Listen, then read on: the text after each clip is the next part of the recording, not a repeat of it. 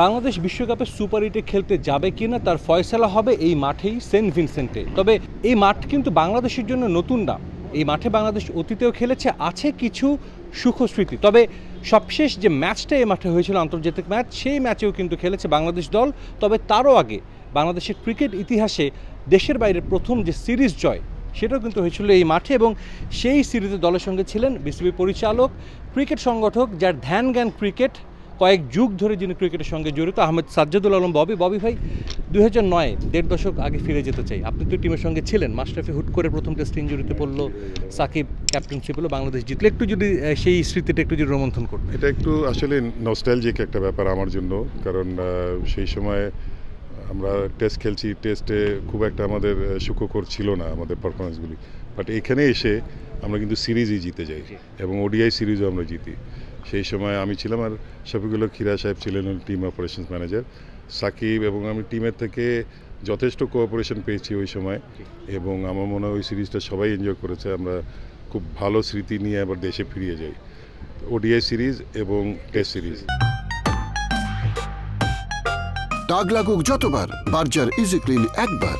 Shakib captain হয়, সাকিবকে তো আমরা ছোটোবেলা থেকেই আমি দেখেছি, যখন ঢাকা লিগেও খেলতো বা পরবর্তীতে জাতীয় দলে যখন আসলো 2007-এ আমরা নিউজিল্যান্ড সফর করি।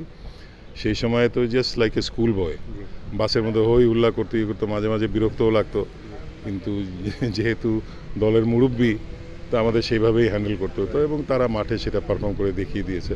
অনেকে অনেক সময় বলেন যে ওই সিরিজে ওয়েস্ট ইন্ডিজ পুরো দল ছিল না, কারণ তখন ওদের একটা মানে ইন্টারনাল একটা আন্দোলন স্ট্রাইক হয়েছিল, বা তারপরে ড্যারেন সামি টিমটাকে ভালোভাবে কিমার রোজ ছিল বোধহয় ডেবিউ হয়েছিল সম্ভবত, এবং সেই হ্যাভক ক্রিয়েট করে ফেলছিল।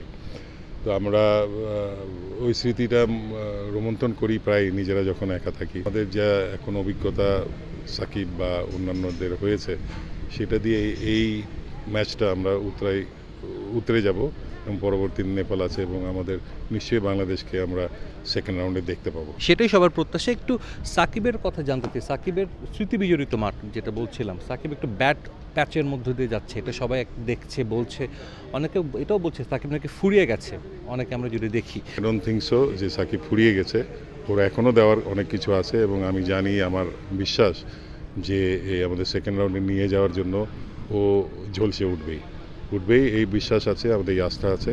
এবং ওর থেকে খালি যে নিজের পারফরমেন্স তা না, ওই যে ড্রেসিং রুমে যে শেয়ার করছে অন্যান্য যারা নতুন প্লেয়ার আসছে, এগুলি কিন্তু অমূল্য, এগুলি আমরা দেখতে পাই না হয়তো, কিন্তু ভিতরে এগুলি চলছে, এবং এগুলি ইজ আনকোয়ান্টিফায়েবল, এটা প্রাইসলেস। তো let us hope for the best, এবং আমার বিশ্বাস যে নেদারল্যান্ড এবং নেপাল এই দুটাই আমাদের উতরে যাব ভালোভাবে। শুধু একটাই হলো, এখানে এখন মনসুনে যে কোনো সময় কিন্তু ঝড়ঝাপটা বৃষ্টি আসতে পারে, যেরকম নেপাল শ্রীলঙ্কায় হয়েছে। শ্রীলঙ্কায় তো আলটিমেটলি মনে হয় আউটই হয়ে গেল বিকজ অফ দ্যাট, একটা তো হেরেছিল, আর এই ম্যাচটায় 1 পয়েন্ট পাওয়াতে আমার মনে আর কোনো সুযোগ নেই। But what we would like, individual performance ছাড়াও টিম এফোর্ট।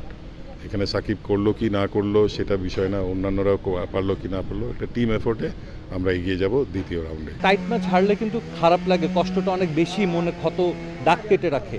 টিম তো যুক্তরাষ্ট্র থেকে এখানে আসলো, আপনি দেখেছেন, টিম তো কতটা মোটিভেটেড মনে হলো, কতটা চাঙা আছে। আমরা কিন্তু ইউএসএ সিরিজ যেটা হয়েছিল ওইটার ইয়েতেই বিচার করছি, ওইটা মনে রাখতে হবে যে আমরা এসে নতুন কন্ডিশনে এবং অনেক ট্রাভেল করে এসে প্র্যাকটিসও পারিনি, কারণ এখানে ঝড়ঝাপটা হওয়াতে আমাদের একদিন তো প্র্যাকটিসই হয় না, অন্যান্য দিন হয়েছে যেগুলি অপশনাল করতে হয়েছে।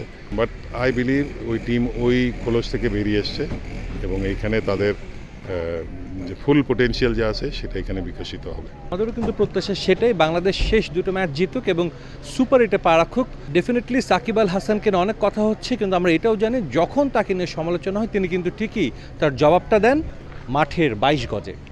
সেন্ট ভিনসেন্ট থেকে সাজিদ মুস্তাহিদ, সময় সংবাদ, ওয়েস্ট ইন্ডিজ।